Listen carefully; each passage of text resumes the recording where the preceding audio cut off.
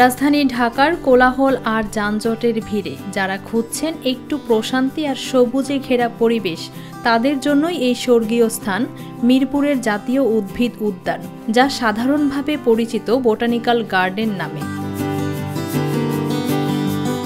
575 acre জায়গা জুড়ে বিস্তৃত এই উদ্যান যেন এক প্রাণের ছোঁয়া। হাজারো প্রজাতির গাছপালা, পাখির কিচিরমিচির আর হিমহিম বাতাস যেন ছুঁয়ে যায় মন।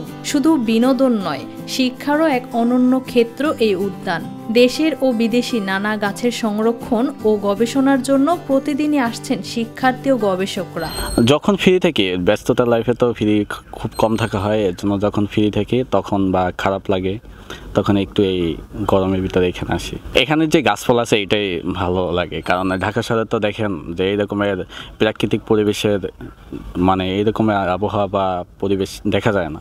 লেক পাড়ে বসে পাখির ডাক শোনা কিংবা প্রিয়জনের সঙ্গে কিছুটা সময় কাটানো, এই অভিজ্ঞতা মিলবে এখানেই। দর্শনার্থীদের অনেকেই বলছেন এটি তাদের কাছে প্রিয় একটি স্থান।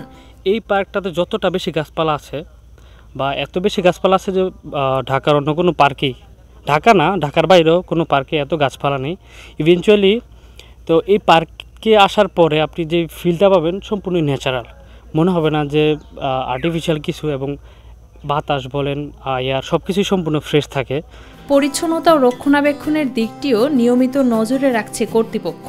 দর্শনার্থীদেরও পরিবেশ রক্ষা ও নিয়ম মেনে চলার আহ্বান জানানো হচ্ছে। প্রকৃতিকে ভালোবাসলে, সবুজে হারিয়ে যেতে চাইলে জাতীয় উদ্ভিদ উদ্যান হতে পারে আপনার পরবর্তী গন্তব্য।